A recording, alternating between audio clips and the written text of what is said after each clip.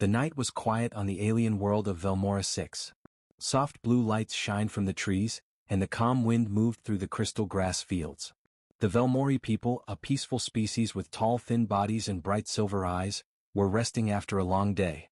Nothing strange had happened on their planet for hundreds of years. They believed their home was the safest place in the galaxy. But everything changed in one single moment. A loud tearing sound broke the silence of the night. The sound did not belong to any animal or weather. It felt unnatural, like the sky itself was breaking apart. The Velmori people came outside their homes, confused and scared. Their silver eyes looked up. Something was falling. It was a burning object, small like a transport pod but moving too fast. Flames covered its surface, leaving a long orange trail across the dark sky. The object screamed as it pushed through the atmosphere. Children hid behind their parents. Elders held their walking staffs tightly. No one had ever seen anything like this in their history. As the burning object crashed into the forest near the village, the ground shook like a wave. Birds flew away in panic. Leaves exploded into the air. A long red glow rose from the trees, lighting the night. For a few seconds no one moved. The Velmori were peaceful. They did not know war. They did not know weapons. They only knew harmony. So when something dangerous appeared, they froze with fear instead of acting. Finally, Elder Varen, the oldest and wisest in the village, took a slow breath. "We must go," he said. "Something, or someone, has fallen from the sky." The villagers followed him, holding glowing crystal lanterns. Their steps were slow, careful, full of worry. The forest was silent except for the strange crackling sound coming from the crash site. When they reached the place they saw the pod. It was metal, dark gray, and shaped like a small escape vessel. Its surface was cracked and burned. Steam rose from its broken edges.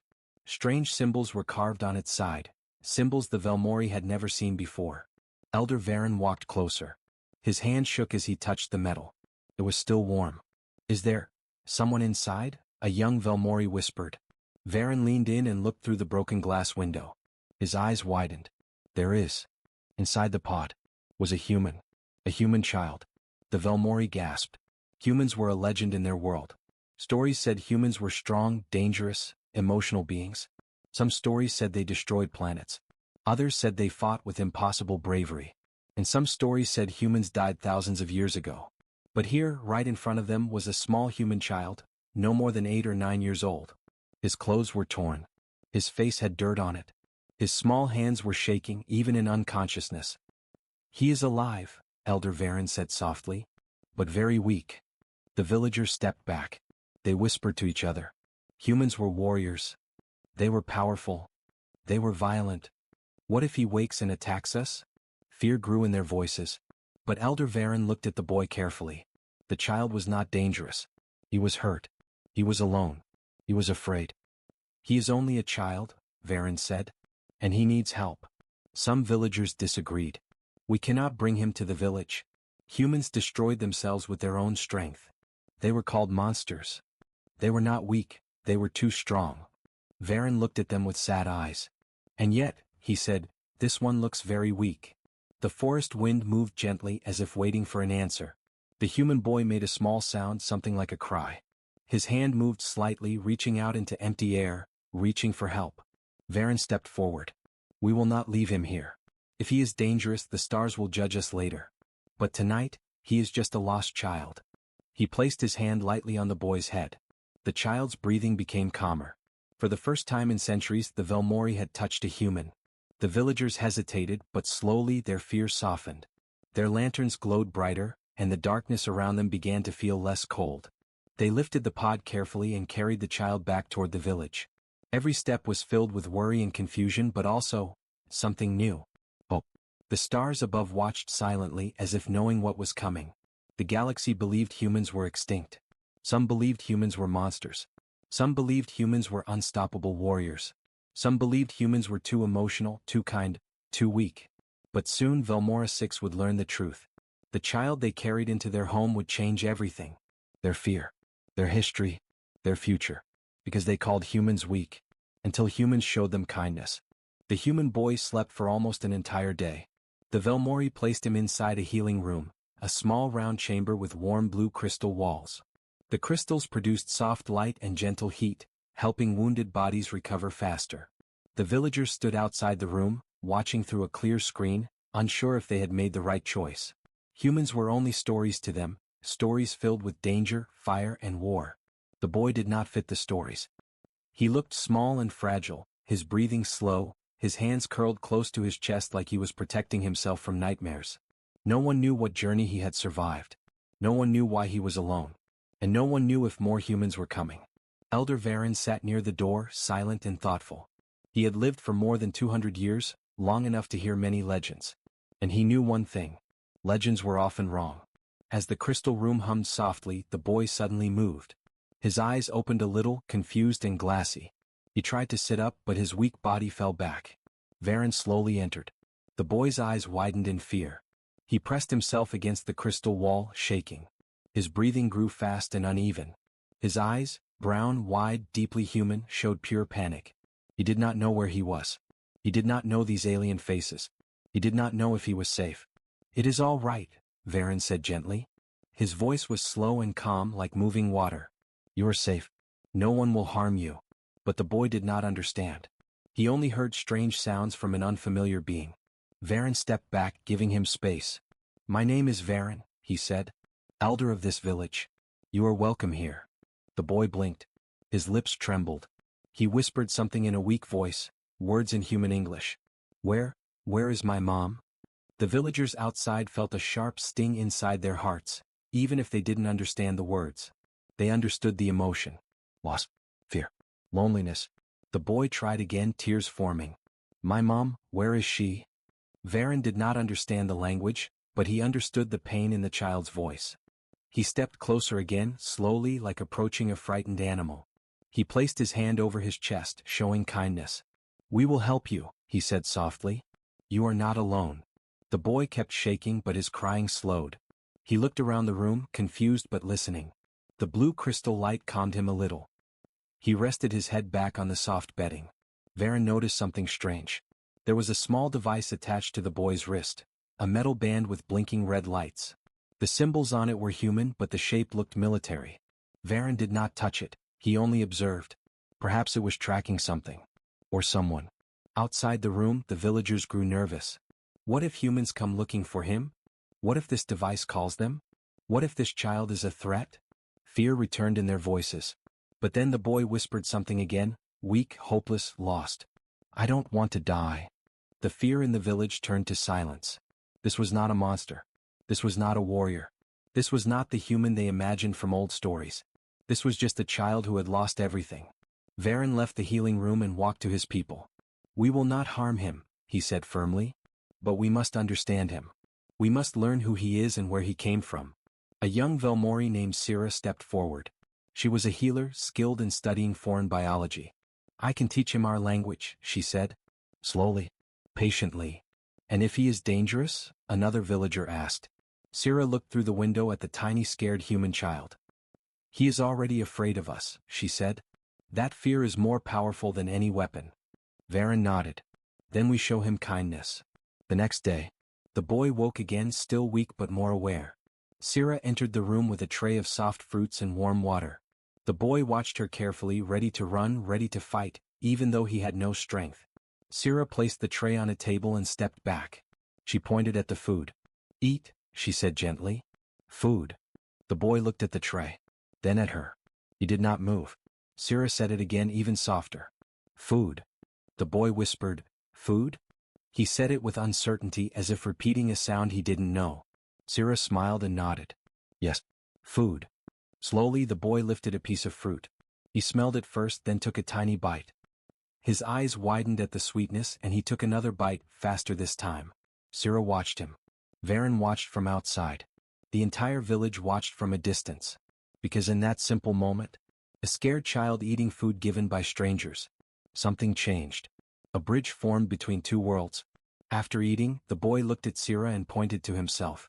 "Aaron," he whispered. That was the first clear word he spoke to them. His name was Aaron. Sira repeated it gently. "Aaron." His eyes softened a little. For the first time he felt a little safe.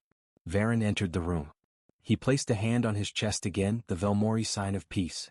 "I am Varen," he said slowly, pointing to himself. "Varen." Aaron repeated softly. "Varen." The connection grew. The villagers who once feared him now felt something else. Curiosity. Sympathy. Hope. But as Aaron slowly healed, something dark began to appear around him. The metal band on his wrist suddenly flashed brighter. A small beep echoed in the room. Aaron looked at it with fear.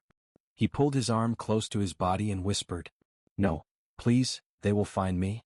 Varen heard the fear in his voice even without knowing the words. Something, or someone, dangerous was searching for this child. And they were getting closer. Aaron slept again, but this time it was not peaceful. His small body kept shaking. His hands moved like he was trying to push something away. Sometimes he whispered words in fear. Sometimes he cried without sound. Sira stayed beside him, watching over him with quiet worry. Elder Varen waited near the door, his face full of deep lines of concern. The metal band on Aaron's wrist kept flashing with a soft red light. Not bright, not loud, but steady. Like a heartbeat calling into the dark. Varen finally spoke. "That device, does it send a signal?" Sira nodded slowly. "It might. I do not know how human machines work, but this one looks like a beacon." "A beacon for what?" a guard asked quietly. She did not answer. Because she did not know. And because the possibilities were not comforting. When Aaron woke again, his eyes opened quickly this time, like he had been pulled out of a nightmare. He looked around the room, breathing fast. When he saw Sira, he relaxed only a little. Sira gave him warm water. He drank slowly, his small hands still shaking. Then he saw the light on his wrist. The red flash. His face went pale. "No," he whispered. "No, no, no, they found me." Varen stepped forward gently. "Aaron," he said slowly, pointing at the device. "Danger?" Aaron nodded fast. His breathing grew faster. "Yes, danger. Very bad people." Sira and Varen exchanged looks. The boy continued in weak English, trying hard to speak clearly so they would understand. "They chased us. The ship broke. Mom." His voice cracked. Tears filled his eyes. "They took her. They want me too." Varen's heart felt heavy, even though he understood only a little. Sira placed a hand near her chest. "Who?" she asked softly. "Who wants you?" Aaron shook his head, terrified. "They are not human. They are hunters. They take children." Silence fell in the room. Even without knowing the full story, the Velmori understood. This child had escaped something terrible. And the terrible thing was coming. Outside the healing room, news spread across the village. Fear returned. Hunters are coming? Are they dangerous? Will they attack our world? Because of the human child? Voices rose in panic. The Velmori were not a warrior race. They had no armies. They had no weapons. Their world had been safe for so long that they never prepared for danger. Now danger was arriving because of one small boy. Some villagers suggested sending Aaron away. "We cannot risk our home. If they want him, let them take him. He is not one of us." Varen stepped in front of them. "No," he said firmly. "We do not give a child to monsters. Not while he is in our care." "But Elder," a villager argued, "humans caused war in the old times. They were strong. They were dangerous." Varen shook his head. "Not this one. Aaron is not dangerous. He is afraid." The villagers fell silent. Varen continued softly. "And someone who is afraid needs protection, not rejection." Back in the healing room, Aaron sat quietly, hugging his knees to his chest. He looked small. He looked alone. He looked like someone who had seen too many dark things for his young age. Sira sat beside him. She did not touch him, but she sat close so he wouldn't feel alone. Aaron pointed at the metal band again. "It sends a signal," he said slowly. "Bad people follow the signal. They use children for tests. They take us to dark places. My mom tried to save me. She put me in a pod. She told me to hide." His voice shook. "She stayed behind." Sira felt tears in her own eyes, even though she did not fully understand the English words. The pain behind them was enough. Aaron then looked at Varen. I don't want to go with them," he whispered. "Please help me." And those two words, "please help," were the first words the Velmori fully understood. Because kindness needed no language. Varen placed a hand gently on Aaron's shoulder.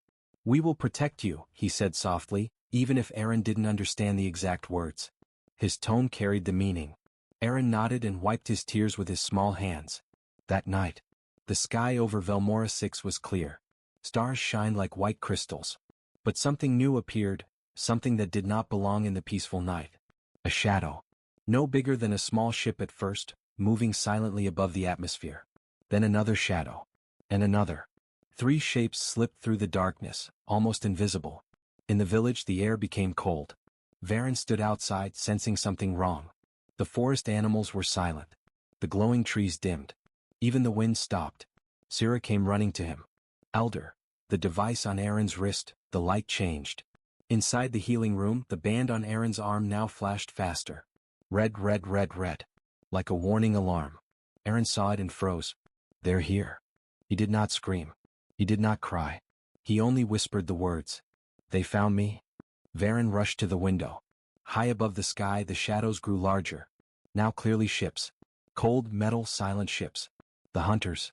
The ones who chased Aaron across the stars. Varen spoke in a calm but shaken voice. Everyone gather inside. Protect the children. Stay close to the village center. No one goes out.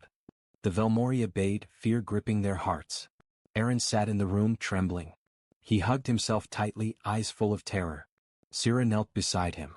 It will be okay, she said even though she was not sure. Aaron whispered. No, they always find us. No one ever stops them. Varen turned to him.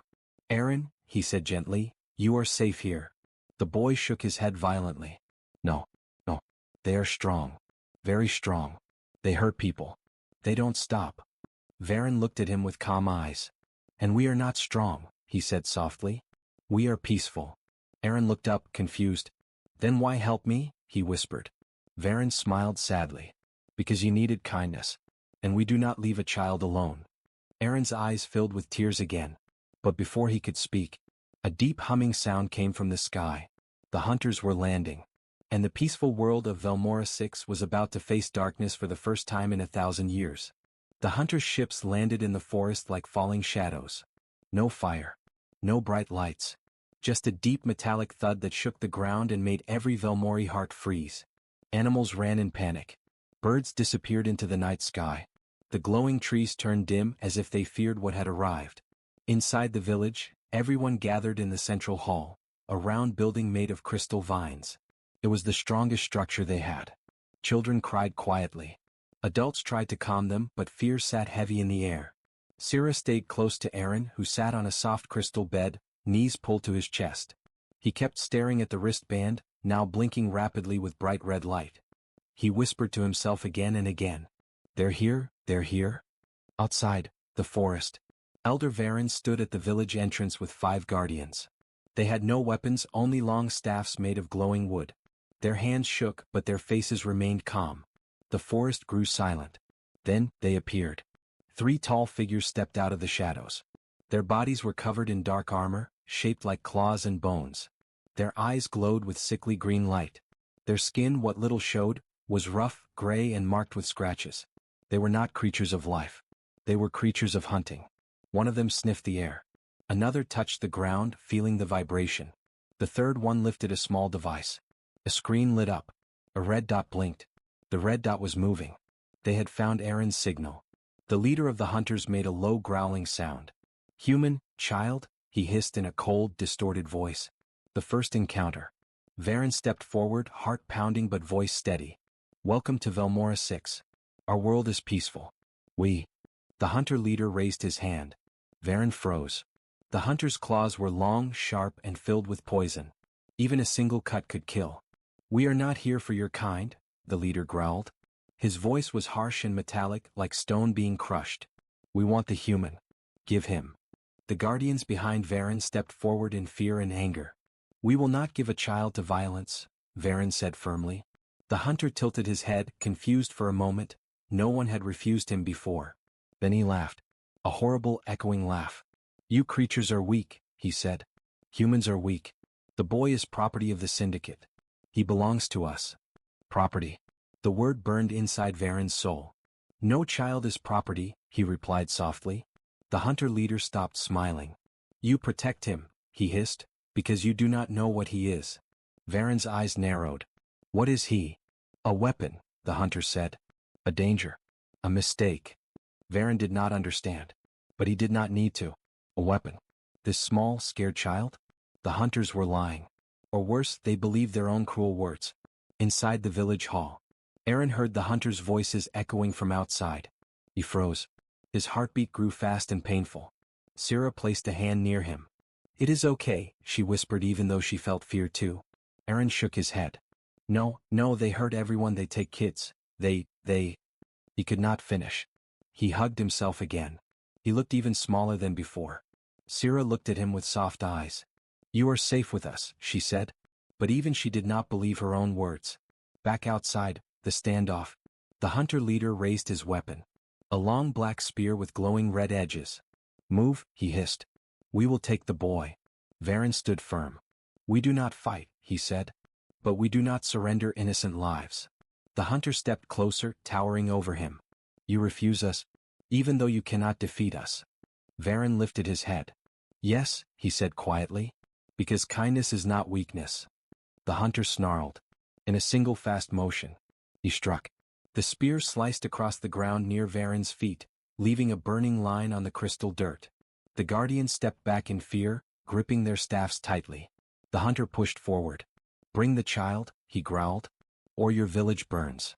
Varen's heart shook, but his voice remained steady. "You will not touch him." The hunters growled in frustration and rage. They stepped forward again. The first attack was moments away. Inside the hall, Aaron's fear. Aaron covered his ears as the hunter's growls echoed through the walls. He whispered to himself, "They'll kill everyone, because of me. I should run. I should go to them." He tried to stand up. Sarah quickly grabbed him gently. "No," she said quickly. "You are safe here. Stay." Aaron shook his head violently. "No. They hurt people who help me. They don't stop. They don't care. They..." His voice broke. Sarah knelt in front of him, eyes soft, voice warm. "Aaron, look at me." He lifted his teary eyes. "We will not give you to monsters," Sarah said. "You are not alone." Aaron's lips trembled. "No one ever says that," he whispered. "No one ever protects us." A tear fell from his cheek. Sarah wiped it gently. "We do." Outside, the first shock. The hunter leader raised his hand. Two hunters moved forward, slowly circling the village entrance like predators preparing for the kill. Varen stepped back but did not run. "Last chance," the leader declared. "Give us the human boy. Now." The villagers gathered behind Varen. Mothers, fathers, children, healers, farmers. Every Velmori in the village stood together. Not one of them moved aside. Not one of them pointed toward Aaron. The leader growled angrily. "You protect a human. A weakling. A creature that cries." Varen answered quietly. "He is a child. He needs kindness." The hunter roared. "Kindness is weakness." Varen shook his head. "No," he said gently. "It is strength." The hunter lifted his spear. And charged. The moment of truth.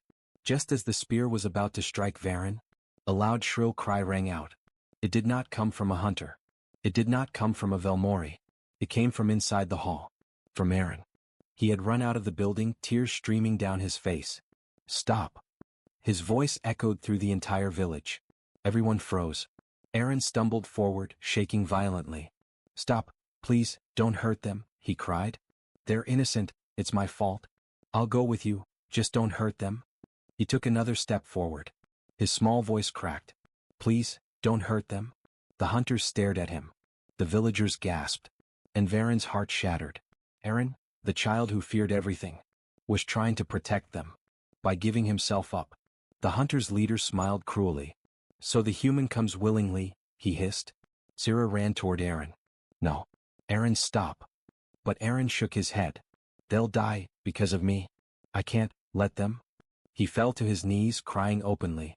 The hunter moved toward him. The entire village held its breath.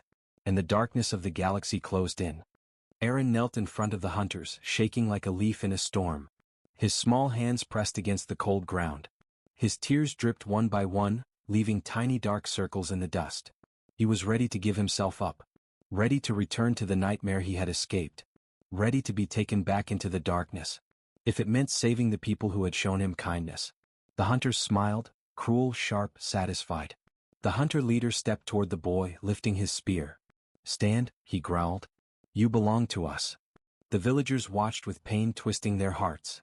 Sarah tried to run toward him, but a guardian held her back. "No," she cried. "He is just a child." Aaron did not look up. He whispered weakly, "Please, don't hurt them. I'll go." The hunter reached for him. But right in that moment, Varen stepped between the hunter and the child. He placed his fragile old body in front of Aaron. "Enough," Varen said softly. The hunter growled. "Move, weak creature." Varen did not move. "You will not take him."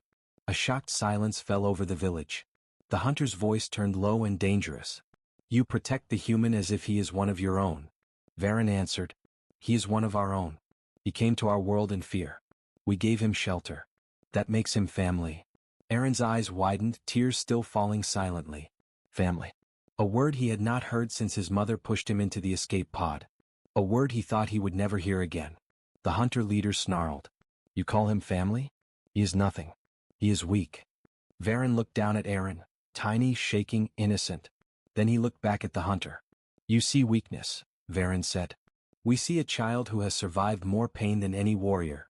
The hunter lifted his spear. "Move. Or die." For the first time, fear flashed in Varen's eyes. He was old. He was peaceful. He had never fought. He could not stop the spear. But he still stood firm.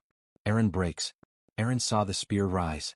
He saw Varen, who protected him without fear, standing in danger. He saw the villagers behind Varen, terrified but refusing to give him up. And something inside Aaron finally broke. Not in fear, but in anger, in pain, in the kind of sadness that becomes fire. "Stop," he screamed. The cry was so loud it vibrated the air itself.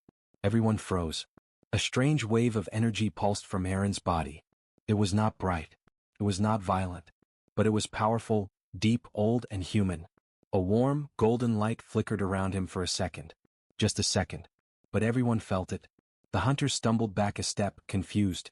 Sarah gasped. Varen's eyes widened. The villagers whispered. What was that? A glow. Human light. But Aaron did not notice any of it. He screamed again, voice filled with raw emotion. "Don't hurt them." The energy pulsed a second time. This time stronger. Leaves blew away. Dust rose in a small circle around him. The hunters hissed, stepping back again. The leader narrowed his eyes. "So, the weapon awakens." Aaron froze. Weapon. He hated that word. He hated what the hunters did. He hated what they wanted him to be. "I'm not a weapon," he whispered. I'm not. His small voice broke. Syrah ran to him and held him tightly. "You are not a weapon," she said firmly. "You are Aaron. A child." Aaron pressed his face into her chest and cried. Varen stood between them and the hunters again. But this time something had changed. Aaron was not just a frightened boy anymore. There was something inside him. Not violence, not destruction, but a strange warm force, connected to emotion, connected to kindness, connected to the human spirit itself. The truth about the weapon. The hunter leader pointed his spear at Aaron. "That child," he growled, "is part of a human project. A hidden experiment. Humans feared extinction, so they made children with abilities." Varen frowned. "Abilities?" The hunter smiled. "Emotional energy. Power triggered by extreme feeling. Rage, fear, pain, even kindness. Humans wanted to create beings who could survive anything." Aaron shook his head violently. "No. Mom said I'm normal. She said I'm not like them." The hunter interrupted. "She lied to protect you." Aaron's breath stopped. Tears froze in his eyes. "She hid you from us," the hunter continued. "She tried to run. She failed." Aaron's heart shattered again. "My mom," he whispered. "Is she alive?" The hunter's silence was the answer. Aaron broke into sobs. Syrah hugged him tighter, whispering soft words. "You are not what they say," she said. "You are kind. That is your power." Aaron cried harder. The hunter lifted his spear. "I do not care about your tears. I will take you now." The villagers stepped forward together, forming a barrier. A gentle, peaceful people. Standing up against monsters. Not because they were strong, but because they cared. The hunter growled. "You protect weakness." Varen answered. "No. We protect innocence." The hunters attack. The hunters stepped forward aggressively. The villagers with no weapons held their ground. The hunter leader lunged. His spear aimed straight at Varen's heart. And at that exact moment, Aaron screamed again. And oh. The energy burst out from him. Stronger, brighter, more powerful than before. A shockwave blasted outward. The ground cracked. The trees shook. The crystal hall vibrated. The hunters were thrown backward like leaves in a storm. They hit the ground hard. Even the hunter leader slid back, claws digging into the dirt to stop himself. The villagers gasped in awe. Aaron fell to his knees, breathing fast, dizzy from the release of energy. Syrah caught him. Varen whispered in shock. Human power. Aaron's hands glowed faintly gold, shaking with leftover energy. But the glow faded quickly. He looked terrified, not proud. I don't want to hurt anyone, he whispered. I don't want this. The hunter leader rose slowly, fury twisting his face. So, this is the human power. Emotion. He lifted his spear again. You will be taken. Even if we must destroy this village. Aaron cried out. No. Please. Stop. But the hunters would not stop. They moved toward the village again. The villagers held tight to each other. No one ran. No one abandoned Aaron. The hunters charged one last time. And Aaron felt something inside him rise again. Not fear this time. Not anger. Something else. Something new. Something human. Night returned to Velmora, quiet and soft. But inside the village, nobody slept. The Velmori gathered around the central fire, whispering, arguing, shaking with fear and worry. The news of the coming Dravik attack filled every heart with dread. Only one person in the village was calm. Aaron. The small human boy sat near Elder Varen, warming his hands near the soft blue flames. His eyes were focused, serious, almost too mature for his age. He kept listening to the Velmori voices filled with fear. They will destroy us. We are peaceful, we cannot fight. The Dravik show no mercy. This is the end of Velmora.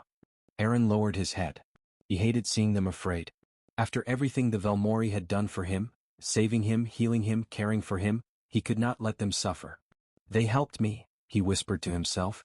They were kind, so I must protect them.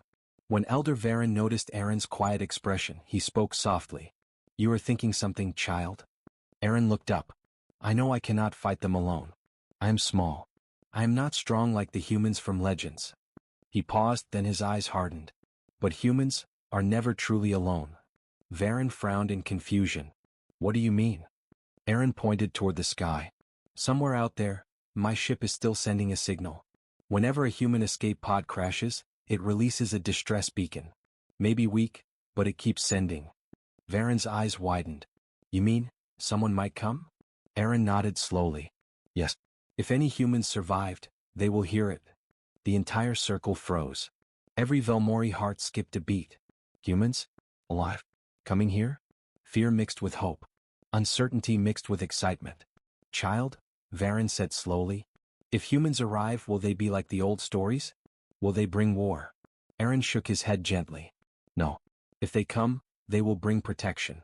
Before anyone could speak again, the sky rumbled. Not thunder. Something bigger. A deep vibration echoed across the ground. The trees shook. The blue lanterns in the village flickered.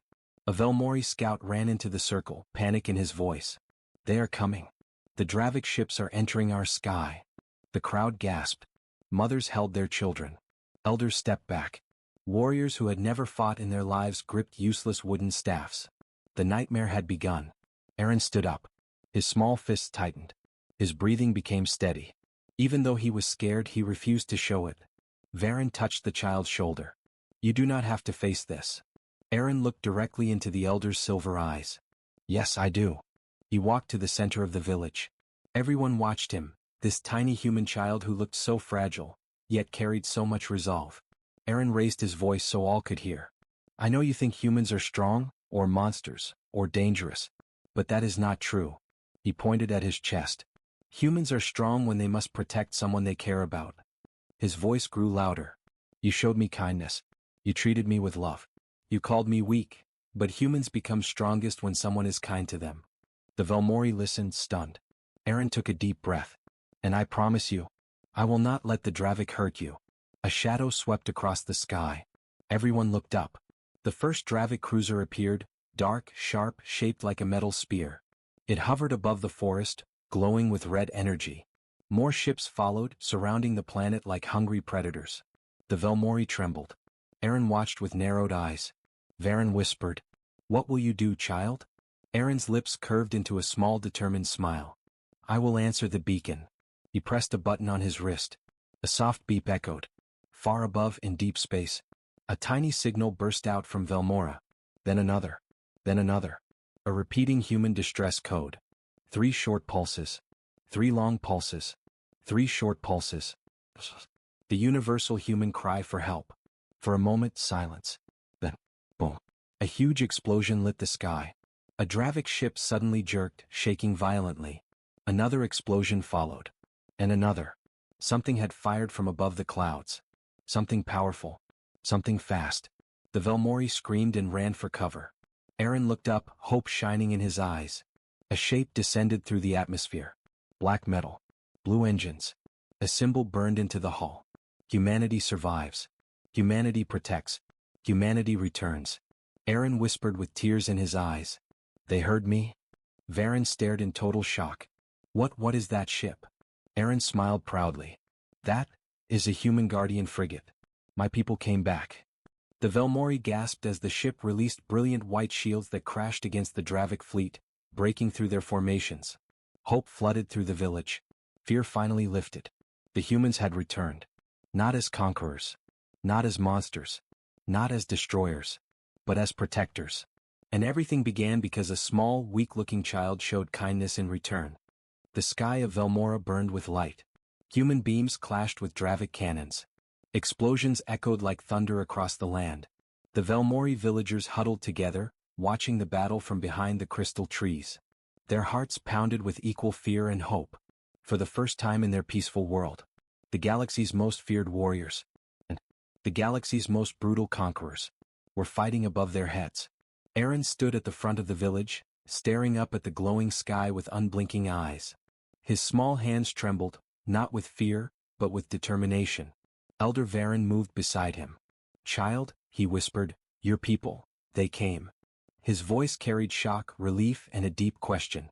"Will they destroy everything, or save us?" Aaron inhaled slowly. "They came because a human is here," he answered. "But they will stay because your people showed kindness." Above them, the human guardian frigate changed formation. It maneuvered between 2 Dravik cruisers, releasing a shockwave pulse that split the sky with blinding white light. The Dravik ship staggered. Suddenly, a deep metallic voice echoed from the heavens. "This is Captain Juno Hale of the Terran Guardian Fleet. We detected a distress signal from a human child. Velmora, do not fear. Humanity stands with you." The Velmori gasped. The voice was strong, commanding, powerful, yet warm. Varen whispered, They speak like protectors." Aaron nodded. "That's what humans are. Not weak. Not monsters. Protectors." But the battle was not over. The biggest Dravik warship descended through the clouds. Massive, black, shaped like a blade. Its engines roared like burning mountains. Its weapons glowed with red fire. A Dravik communication burst open in the sky. "Surrender the child, or we erase your world." The Velmori froze. Many stepped back in terror. Some fell to their knees. Aaron did not move. He stepped forward. Varen grabbed his shoulder. "No, they want you. You cannot go." Aaron looked at the elder, eyes calm, steady, brave. "They want a human. But they don't know what a human truly is." He stepped out from the crowd and faced the sky. And then he shouted, "You think I am weak? But humans protect their friends." The Dravik answered with a blast of red energy. A killing strike aimed directly at the village. The Velmori screamed. The elders closed their eyes. Time slowed. But Aaron didn't flinch. He raised his arm. And his wrist beacon flared. Above him, the human frigate responded instantly.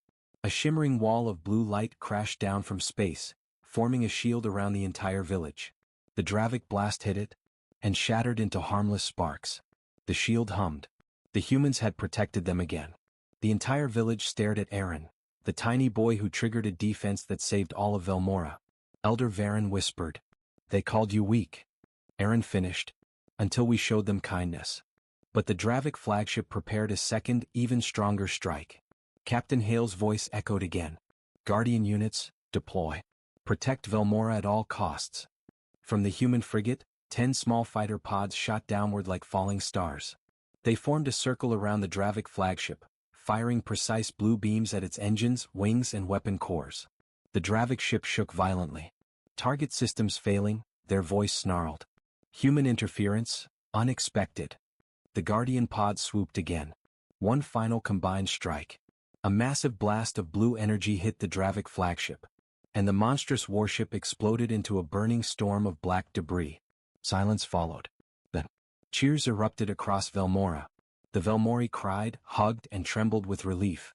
Some fell to their knees, overwhelmed with emotion. And every eye turned toward Aaron, the child who brought humans back to the stars. Moments later, a bright beam of light descended from the human frigate. A ramp formed and a tall human woman stepped out, wearing a dark blue suit with glowing silver lines. Captain Juno Hale. She approached Aaron slowly, her voice softening. "Aaron, we thought you were gone." Aaron ran to her and hugged her tightly. "I'm safe," he whispered, "because they were kind." Captain Hale looked at the Velmori, understanding filling her eyes. "You protected a child of Earth," she said. "You showed mercy. For that, humanity owes you." Varen stepped forward, bowing slightly. "We feared humans," he said with trembling honesty. "But this child showed us your true nature." Captain Hale smiled gently. "Many species fear us. Many think we are violent. But humans are strongest when we protect." Aaron held Varen's hand and spoke loudly so everyone could hear. "They called us weak, until we showed them kindness. And today we protected each other." Varen placed a hand on Aaron's head. "You came to us as a small lost child," the elder said, voice full of emotion. "But you leave as a bridge between our worlds." Aaron smiled brightly. And above them, the human frigate hovered like a guardian star. Humanity had returned to the galaxy. Not to conquer. Not to dominate. But to protect those who believed in kindness. The war was over. Velmora was safe. And the legend of the weak child who saved a world began.